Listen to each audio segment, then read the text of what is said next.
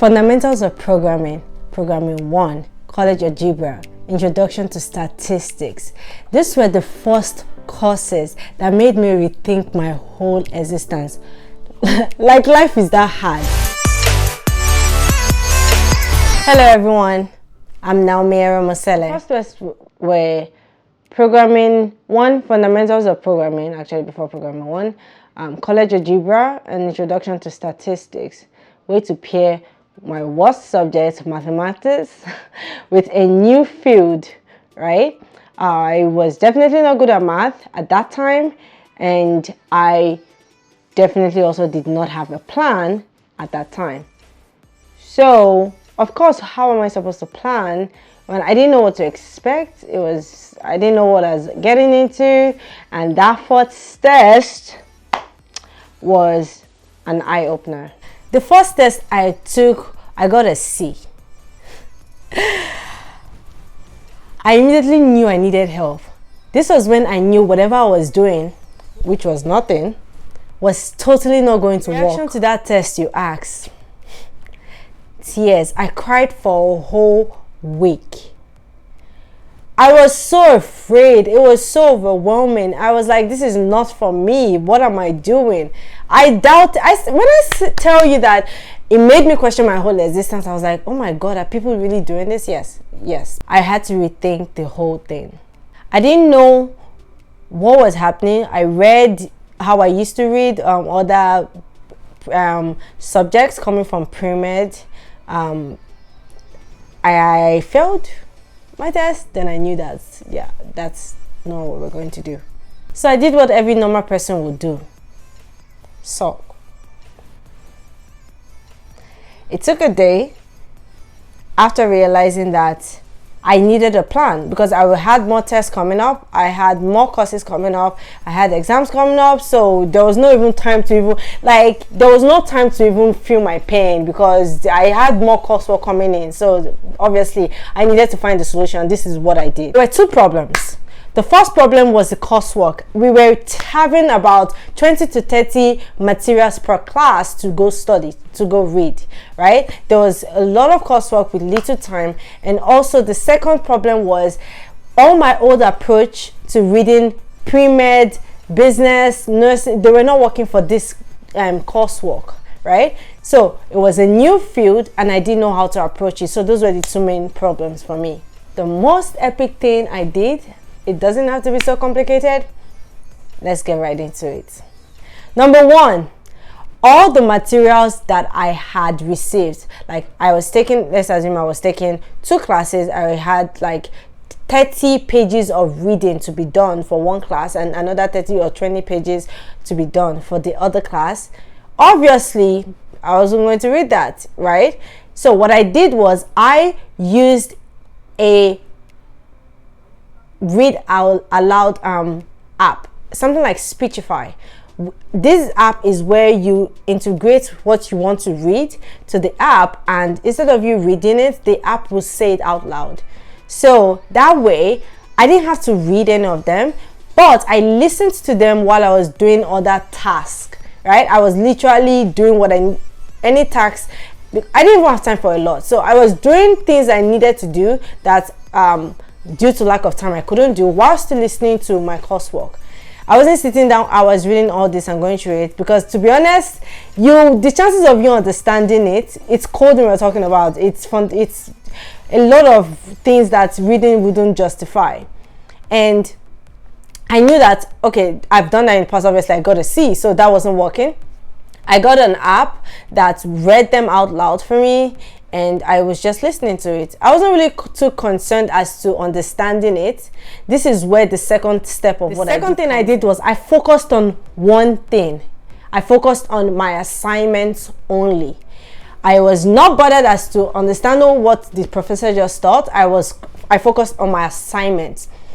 I went and said, okay, if I was to do anything, I don't have enough time. I have readings. I also have to spend time enough to pass my assignment, because a lot of grade will go towards this. So I focused on just my assignment. And the third thing I did, I went to find exams and past tests for this specific class and practiced every week until exam. listening to the materials given were the most logical way to finish them. I wasn't bothered about the practicality of it, and this is where doing solely the assignment comes in. Back to number one. Now, the first thing was I got the reading. I listened to the track. I was done with that. That literally took me like a day, right?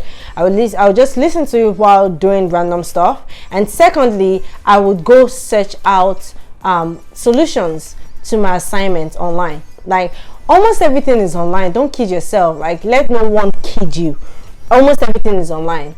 The issue is not that the answers are online. The thing always with students is no one is really willing to sit down, apply it, and go over it over and over again. Repetition, no one likes that, right?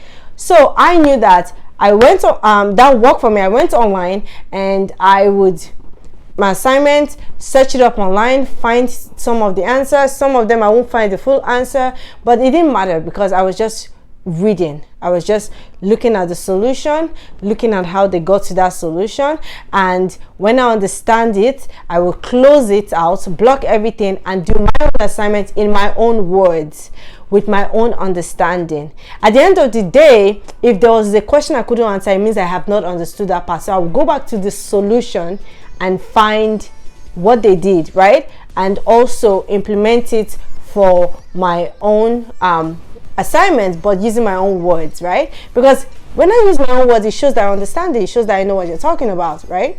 So that's why I focused solely on assignment. And I was like, you know what? Yeah, that's what I did. I focused on project. I focused on assignment. The next step for me, remember, the goal is to pass an exam, not to do an assignment, right? The third step for me was, which was basically the final step, right, was I would research past exams for this course, right? I would research past exam for programming 1 from the College of Algebra. I'll research them, the past exams. In fact, you'll find some of them in textbook, right? I'll research past exams online. I don't use textbook mainly because it is not proven to have been done by other students. Maybe it is, I don't know, but I will Google online. I'll go online and find past exam for this coursework. The chances of they being similar are very high, and even if they're not similar, that's fine. They will align some way. So go online. I would go online, look for past exam. For example, let's say we're doing programming 1. Look for past exam for my first exam, because you might have 3 exams you need to write in a term, right? I'll look for the review for the first exam, and based on the reading I've listened to, based on the assignment I have done, I would not look at anything. I would try to do that exam on my own, right? And obviously, don't be afraid. I wasn't afraid. I knew that, okay, there's a good chance I will not get this right, I will fail this, whatever. To my surprise, I did not feel as bad as I thought. I was actually understanding based on what I heard, the listening I did, and the assignment I did, right? And I would do that exam. When I'm done with that exam, I will see what I did not get right, and I will go back online to find the answer of what I did not get right. Once I find the answer, I would study it and see what did I miss, right? Once I've gotten the answer for that, to see what did I miss, I will go back again to another exam, do it again. Not that same exam. Well, you could do the same exam, but what I would do is go back again and find another exam, do it again to make sure that I get it right. So I will keep doing exams until I actually do the exam that method, right, which is the real exam for the course. And this was how I passed those classes. And I will repeat it all over again. Because to be honest, there are like so much materials to cover, new things to be done, but the reality of it is exams were not stopping. They were, every week we had tests, every week we had, no one really cared whether you understood it or not. Computer science was, at least for me, wasn't like easy to grasp, right? However, my feelings of, oh, it's overwhelming or whatever, did not matter. So I still had to pass an exam. Guys, I was desperate, you know what I'm saying? So I did this. I found I listened to them instead of reading a 30-page essay that I will lose my train of thought 100 times before I get to the 15th page. I listened to that while I was doing other tasks, because that I could hear and I didn't have to sit down, and sitting is so boring. I was also actively listening. Secondly would be focus solely on the assignment, nothing else. Just get the assignment done, find solution online, review the solution, how they came to that solution, do my own assignment in my own words to see if I understand that. And once I've gone through that process, if I don't understand it, just do all and the last one was I would do exams for that particular coursework. I would go online, get exam, get test, get review for that particular coursework, and do it over and over again till I'm no longer failing those exams that I'm doing privately or personally. And then during the exam, it was easy for me because I had listened to that, I understood the terminology, I had done my assignments, which is most times where your test will come from in the first place, and I had done practice exams that somehow they rephrase it to conform to a new different exam. So there's no time to kind of waste, right? So you want to keep the ball rolling, you want to get ready for your first exams, because before you know it, the term is over, you realize 5 exams or 5 tests has gone by and you are still getting C's. No, you don't want that. And I think a bonus tip would be, don't feel guilty for how well this method will work. Have you ever used an unusual method to succeed in an exam in your school? It can't be that weird. Let me know. Leave a comment. Let me know your unusual method.